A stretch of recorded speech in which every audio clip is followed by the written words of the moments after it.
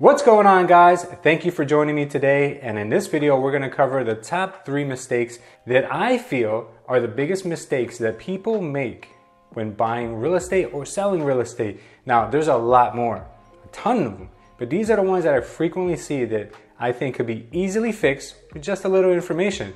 Now, if you guys are not familiar with who I am, my name is Lewis, and I've been involved in over 2,000 real estate transactions. Yep, I'm kind of dating myself, but I've been active in this field ever since I was in my early 20s. I think it was about 2021 when I did my first transaction. Then I got active into selling real estate. Then I got active into owning real estate companies, and then I became an investor as well. So you could say that I've had my fair share of real estate ins and outs. And in today's video, we're going to cover some of the ones that could be easily avoided if you just follow my simple steps. So let's go ahead and get started with one of the first rules that I see a lot of people violate. And I got my whiteboard that I'm breaking out for this video, guys, so you should feel honored that you are watching the first video with the whiteboard. And the first mistake that I see a lot of people make is buying their dream house first. And why I think that that is a big problem is because when you are buying a house for the very first time, let's just say that you're getting an FHA loan or maybe a conventional loan with only 3%, 3.5% down, 5% down. That gives you such a huge opportunity to go out there and buy a multi-family house. Now, I know what you might be thinking.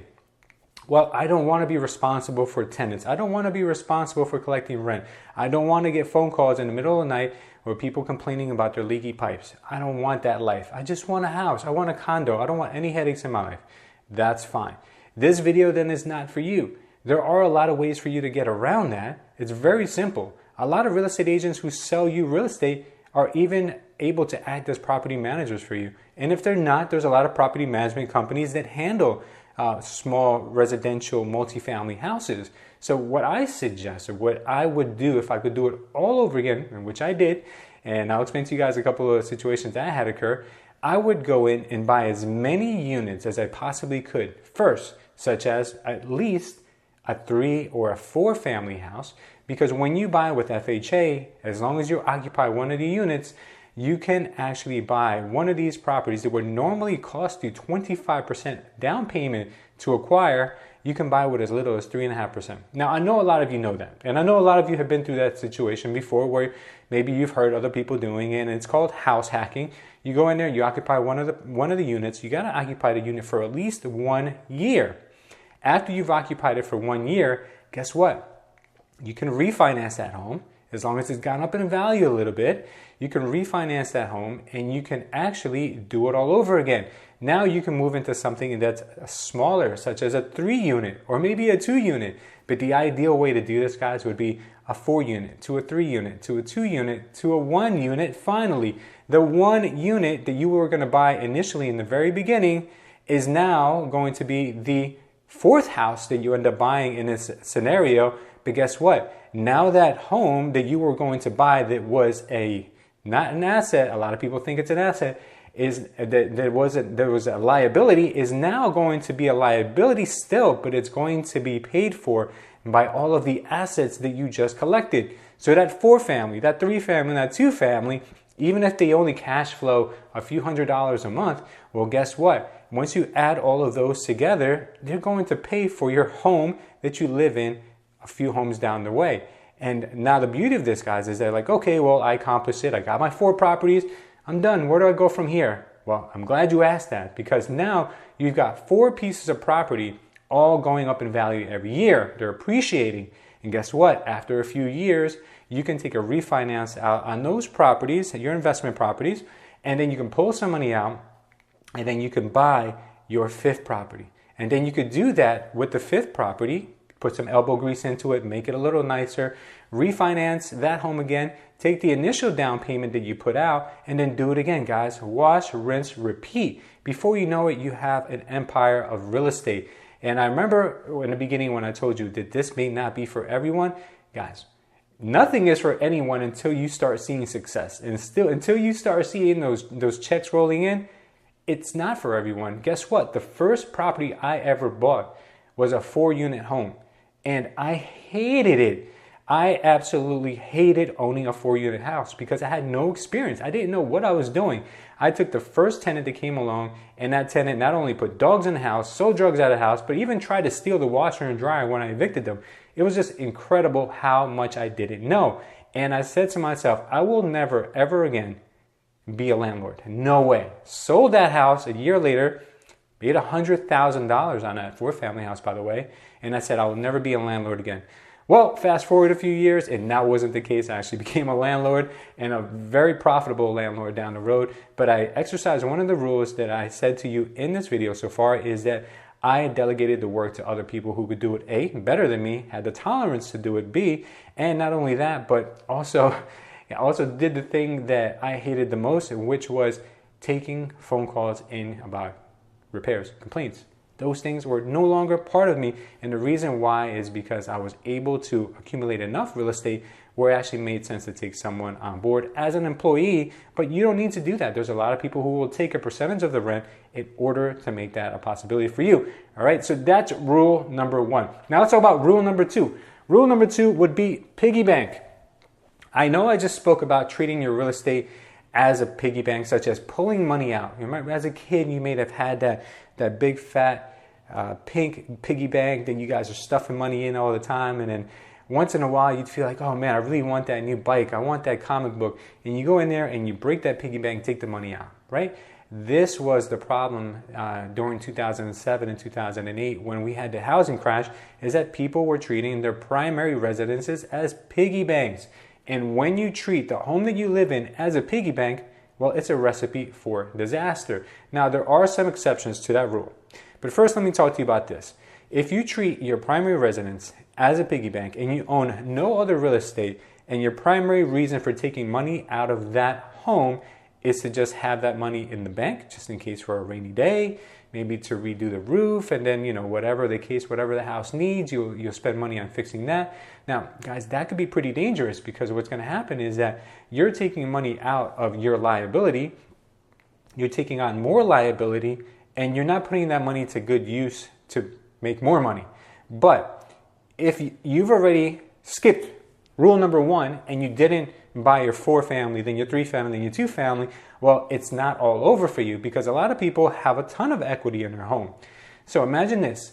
Imagine if you were to pull some equity out and you put that money now to good use. You go and you buy a multifamily with it.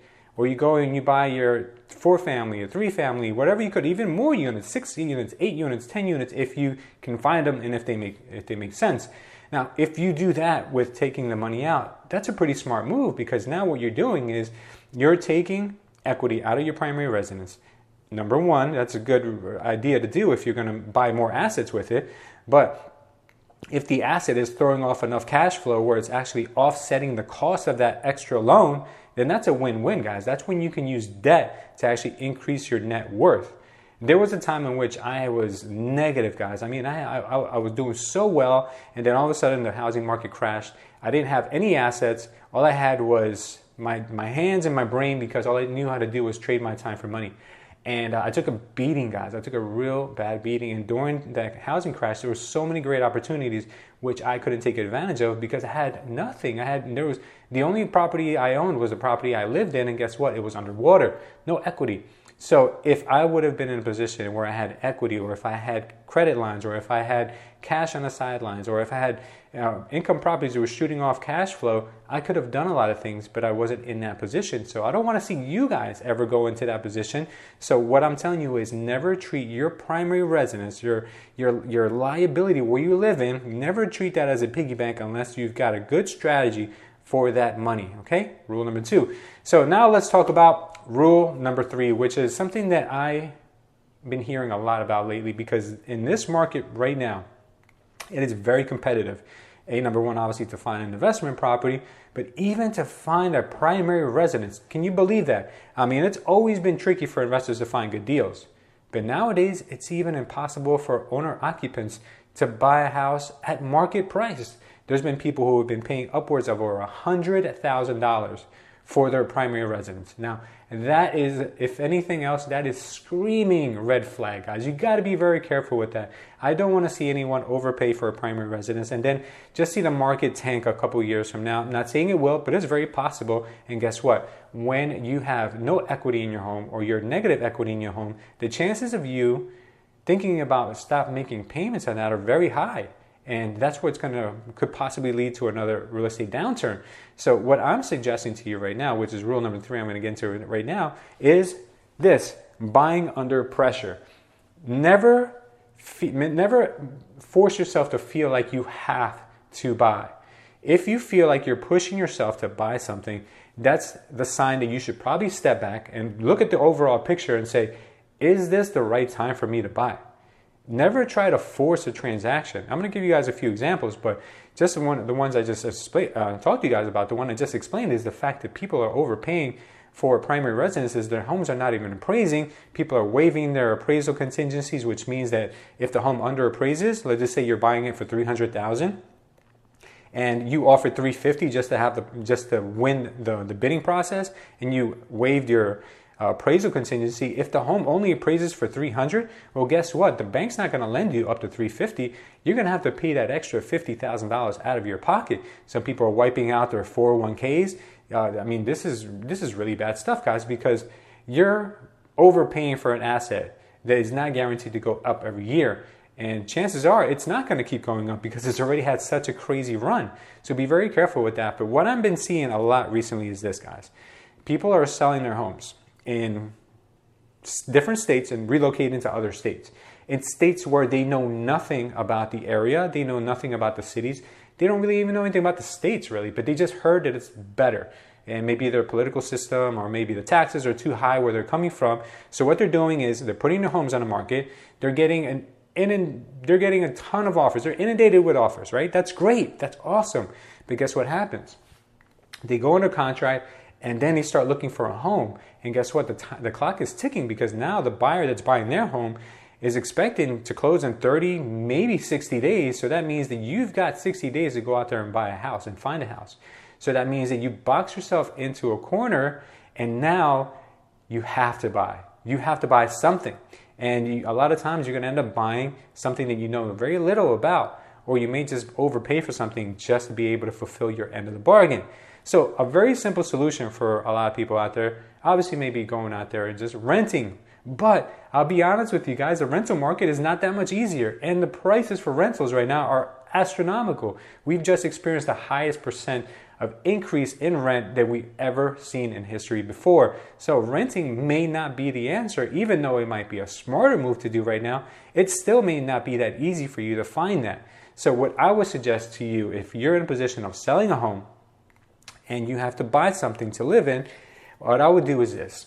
I would accept an offer, but only in the event that the buyer is willing to give you what is called a use and occupancy.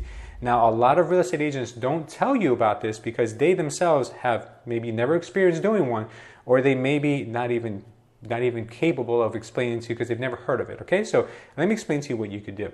Since you are right now in the driver's seat, whoever has inventory right now is king. So if you're putting your property on the market, you can stipulate that you want a 60-day, 90-day, 6-month. I've even seen up to 1 year of a use and occupancy. And the 1 year you could use an occupancy, guys, the one that I saw wasn't even in this market. It was a couple years ago. And the seller was able to negotiate that. Now, granted, you will have to pay market rent during those months. And the person who is buying that property also cannot be taking out an owner-occupied loan. The reason why is because when they do take out an owner-occupied loan, they only have about 30 days in which they have to move into the property. So the person who is buying your property has to be buying it cash, or they have to be buying it with a very flexible loan terms that would allow them to allow you to stay in that property as a tenant for X amount of time. And the reason why that would be in your best interest is because now you've got the money in hand, okay? You've got the cash, and now you're able to go out there and be more selective about where you're going to end up, what area of town you're going to be in, And maybe even you won't have to rent. I mean, because normally people go to rent because they're like, okay, well, I just gotta find something. I just gotta get a property, and I feel like I'm trapped right now, so I'm gonna go rent. So you move once, and then you put your stuff in storage, some stuff you take with you, and then a few months down the road, you gotta move again. And guess what? When you're renting, you're paying premium because you're probably only gonna be there for a short stay. So landlords charge you more for staying in a rental for a short period of time. Maybe you're doing Airbnb and you're paying through the nose. Then you have to move again once you do find the property that you want. But if you give yourself enough ample time in which you can figure things out, you can even buy an empty lot and build the house of your dreams, because you got the money, guys. You got the cash in your hand. You're selling your home for the most amount of money that ever in history you could have sold it for. So take advantage of that and make the right move. So if you guys found value in this video and you need an experienced real estate agent to help you in your next transaction, whether that's buying or selling, especially selling, guys, because we have some of the most aggressive real estate commission rates out there because we're a virtual real estate company. So that means that we have very little overhead. So give us a call no matter where you are in the United States, even Canada, UK. We're all over the world, guys. We're all over the map. So if you guys need someone to really help you out in your next transaction, consider using us. I'll leave a link down below where you guys can get in touch with me, and I'll hook you up with the right real estate agent that's on our team to help you guys get to that next chapter in your life. And if you guys want to see more videos from us, go ahead and hit one of the ones on the screen right now. I'll see you over there in a few seconds. Thank you. I love you, and I will see you next time.